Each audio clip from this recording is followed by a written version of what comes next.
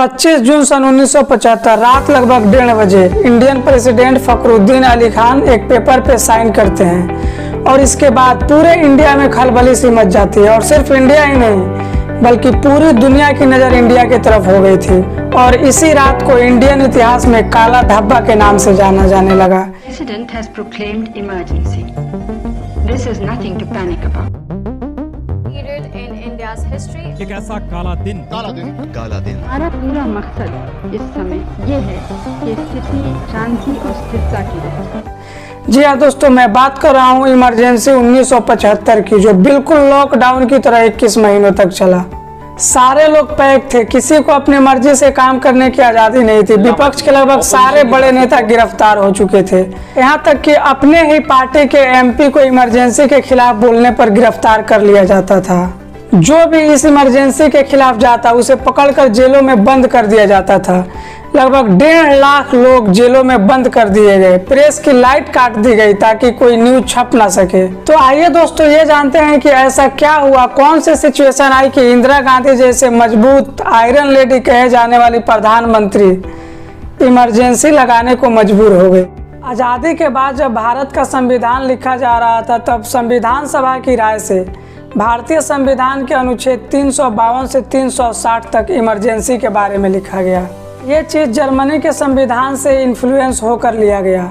इस अनुच्छेद के तहत भारत के राष्ट्रपति को यह अधिकार दिया गया कि जब देश में क्राइसिस सिचुएशन हो तब वह इमरजेंसी लगाकर पूरे देश को लॉकडाउन कर सकते हैं। भारत के संविधान के अनुसार इंडिया में इमरजेंसी 3 सिचुएशन में लगाया जा सकता है। पहला, जब भारत किसी दूसरे देश के साथ युद्ध में हो, वित्तीय संकट यानी देश जब बेरोजगारी, भूखमरी जैसे सिचुएशन से गुजर रहा हो तब। और तीसरा है शस्त्र विद्रोह यानी देश के अंदर जब उच्च स्तर पर कोई विद्रोह हिंसक होने लगे तब।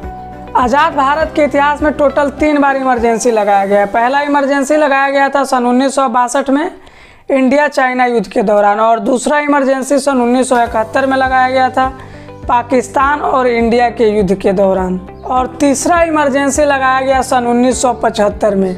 यही वो इमरजेंसी है जिसकी बात हमने शुरू की थी वीडियो के स्टार्टिंग में।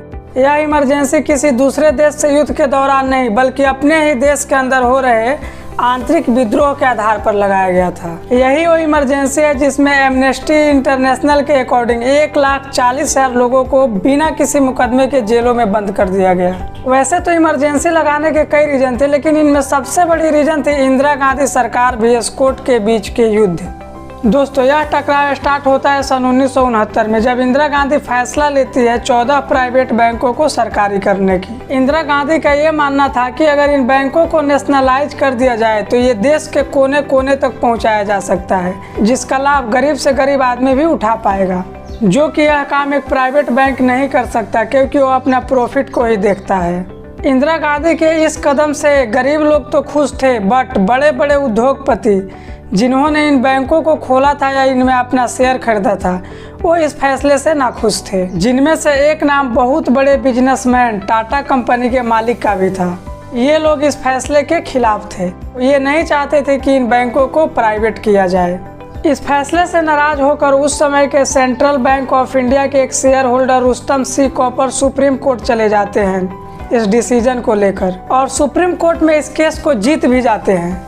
उस टाइम का जज जेसी शाह और उनके टीम ने यह फैसला सुनाया कि सरकार इन 14 बैंकों के साथ भेदभाव कर रही है, जो कि यह सरासर गलत है, और कोर्ट इस योजना को रिजेक्ट कर देता है। ये फैसला रिजेक्ट होने के बाद अब यहाँ से इंदिरा गांधी सरकार ने उसके अगले साल ही संविधान में एक नया संशोधन लाती है और सुप्रीम कोर्ट के इस फैसले को रिवर्स कर देती है और बैंकों को नेशनलाइज करने का प्रोसेस को आगे बढ़ाया जाता है, और यहीं से स्टार्ट होता है सरकार vs कोर्ट। इसके बाद फिर एक सिचुएशन आता है जहां कोर्ट vs इंदिरा गांधी सरकार कॉन्फ्लिक्ट देखने को मिलता है सन 1971 में। सरकार फिर एक नया संशोधन करती है संविधान में कि अगर किसी भी प्राइवेट प्रॉपर्टी को गवर्नमेंट जब्त करती है आम लोगों के फायदे के लिए तो इसकी मुआवजा की राशि खुद सरकार तय करेगी, इसमें कोर्ट कोई इंटरफेयर नहीं करेगा। एक बार फिर इस फैसले को कोर्ट में चैलेंज किया जाता है और फिर से कोर्ट इस फैसले को रिजेक्ट कर देता है, और एक बार फिर आम आदमी का सपोर्ट मिलता है इंदिरा गांधी को और पूंजीपति वर्ग का विरोध, और कोर्ट vs सरकार भी मिलता है। दोस्तों ये वो टाइम था जब इंडिया में इंदिरा गांधी की दबदबा था। केंद्र में तो इंदिरा की सरकार थी, बल्कि देश के परसेंटेज स्टेट में भी कांग्रेस की ही सरकार थी। उस टाइम इंदिरा गांधी के लिए ये नारा लगाया जाता था कि जब तक सूरज चांद रहेगा इंदिरा तेरा नाम रहेगा। इससे आप उस टाइम इंदिरा गांधी की पॉपुलैरिटी का अंदाजा लगा सकते हैं। ये वो दौर था जब इंदिरा गांधी नए नए चेंजेस ला रही थी। कोर्ट इनके फैसले को रिजेक्ट करता, उसके कुछ ही दिनों बाद ये संविधान में एक नया अमेंडमेंट लाकर कोर्ट के फैसले को रिवर्स कर देती थी। एक इसी तरह का बड़ा कदम उठाया इंदिरा गांधी ने प्रिवी पर्स को लेकर। प्रिवी पर्स दोस्तों एक अमाउंट थी जो सरकार के द्वारा राजशाही घरानों को दी जाती थी, यानी प्रिंसेस फैमिली को दी जाती थी। जब देश आज़ाद हुआ सन 1947 में, तो इंडिया कई छोटे बड़े टुकड़ों में बटा हुआ था, जिन पर छोटे बड़े कई राजाओं का अधिकार था। जो प्रिवी पर्स के तहत इंडियन गवर्नमेंट को इंडिया के अंदर 565 राजशाही परिवार को हर साल $5,000 से लेकर $26 लाख तक का अमाउंट देना पड़ता था। $1 आज के टाइम में 80 रुपया होता है। रुपया में कहे तो 4 लाख से लेकर 20 करोड़ 80 लाख रुपया हर साल देना पड़ता था। और ऐसे ऐसे 565 प्रिंसेस फैमिली थी। जो सबसे छोटा था उसे 4 लाख से स्टार्ट होता था। और हैदराबाद जैसे राष्ट्रों को 20 करोड़ तक देना पड़ता था हर साल। 11 ऐसे प्रांत थे जिनको 10 करोड़ से ऊपर रुपया दिया जाता था। इंदिरा गांधी को प्रिवी पर्स का इतना बड़ा अमाउंट एक ऐसे आदमी को देना जो पहले से मजबूत क्या राजा है, उनको देना पसंद नहीं आया। तो इनकी सरकार ने एक नया अमेंडमेंट बिल पारित किया प्रिवी पर्स को खत्म करने के लिए। लेकिन ये बिल केंद्र में तो पास हुआ, लेकिन राज्यसभा में पास नहीं हो पाया। तो इनकी सरकार ने एक नया तकनीक अपनाया। उन्होंने घोषणा करी कि प्रिंसेस फैमिली को आज से रिकॉग्नाइज ही नहीं किया जाएगा, यानी भारत में किसी फैमिली को राजशाही घराना माना ही नहीं जाएगा। जब कोई राजशाही घराना रहेगा ही नहीं तो प्रिवी पर्स दिया ही नहीं जाएगा किसी को। एक बार फिर ये बिल कोर्ट में पहुंची और कोर्ट ने इसे फिर से रिजेक्ट कर दिया। तो फिर इंदिरा गांधी सरकार ने भी एक नया अमेंडमेंट बिल पारित किया और कोर्ट के इस फैसले को रिवर्स करके फाइनली 31 जुलाई 1971 को प्रिवी पर्स को खत्म कर दिया। अब इंडिया में 1971 में इलेक्शन होता है और एक बार फिर इंदिरा गांधी जीतती है, पहले से भी ज़्यादा मजबूती के साथ। बट इनके जीतते ही राज नारायण सिंह इलाहाबाद हाई कोर्ट में केस फाइल कर देते हैं इंदिरा गांधी के खिलाफ। राज नारायण सिंह सेम सीट से इलेक्शन लड़े थे रायबरेली से इंदिरा गांधी के खिलाफ। वो सीधा एलिगेशन लगाते हैं कि इंदिरा गांधी इलेक्शन की सीट बिल्कुल अनफेयर तरीके से जीती है। 14 क्राइम रिपोर्ट किए गए इंदिरा गांधी के खिलाफ और ये केस कोर्ट में चलने लगा। इसी बीच 1971 इंडिया पाकिस्तान के युद्ध की वजह से इंडिया की अर्थव्यवस्था पर काफी असर पड़ा। इंडिया महंगाई बेरोजगारी जैसे सिचुएशन के कगार पर आ गया और जगह जगह आंदोलन होना स्टार्ट हो गया। रेलवे कर्मचारी के द्वारा, वर्कर्स के द्वारा पूरे इंडिया में स्ट्राइक किया गया। गुजरात में राज्य सरकार के घोटाले के खिलाफ सबसे बड़ा आंदोलन देखने को मिला।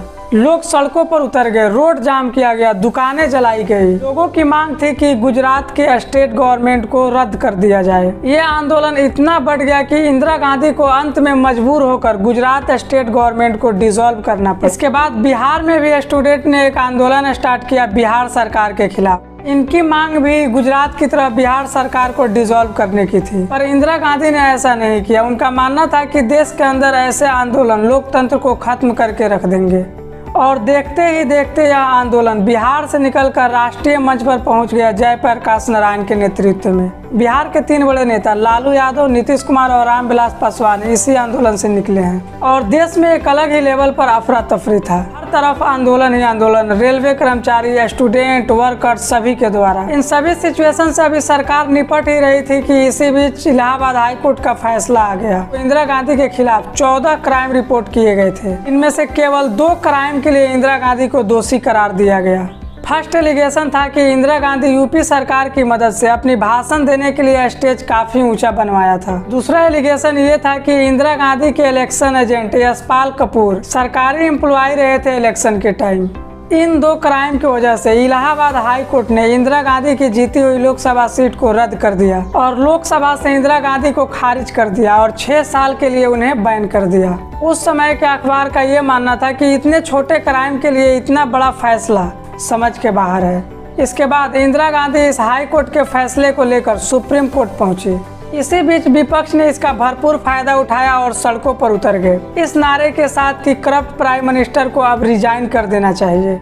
फिर समय आता है 24 जून सन 1975 को, जब इंदिरा गांधी की अपील को सुप्रीम कोर्ट में सुना जाता है और सुप्रीम कोर्ट ये फैसला सुनाती है कि इंदिरा गांधी को 6 साल के लिए उनके पद से हटाया जा सकता है और 6 साल के लिए उन्हें बैन भी किया जा सकता है, लेकिन कोर्ट के अगली सुनवाई तक वो प्रधानमंत्री बनी रहेंगी। इसके बाद देश में एक अलग ही माहौल बन गया। उधर जेपी आंदोलन तो था ही, जिसे जयप्रकाश नारायण ने संपूर्ण क्रांति का नारा दे दिया था। क्रांति है मित्रों, और संपूर्ण क्रांति। इधर विपक्ष भी सड़कों पर उतर चुका था, तो फिर एक तरफ से इंदिरा गांधी के सपोर्टर भी सड़कों पर उतर गए इंदिरा गांधी को बचाने के लिए। अब ये सारे मूवमेंट वायलेंट होने लगे थे। इससे पूरा इंडिया में ऐसे माहौल बन गया जिसे कंट्रोल करना बहुत ही मुश्किल था। इन सभी क्राइसिस को देखते हुए इंदिरा गांधी अपने कुछ मंत्रियों से डिस्कस की और डिस्कस के बाद एक रिटन लेटर लिखी उस समय के प्रेसिडेंट फखरुद्दीन अली खान को कि वो देश के अंदर हालात को देखते हुए देश के अंदर इंटरनल डिस्टरबेंस के आधार पर इमरजेंसी डिक्लेयर कर दें। फिर रातों रात भारतीय संविधान के अनुच्छेद 352 के तहत उस समय के प्रेसिडेंट के द्वारा पूरे इंडिया में इमरजेंसी लगा दिया जाता है।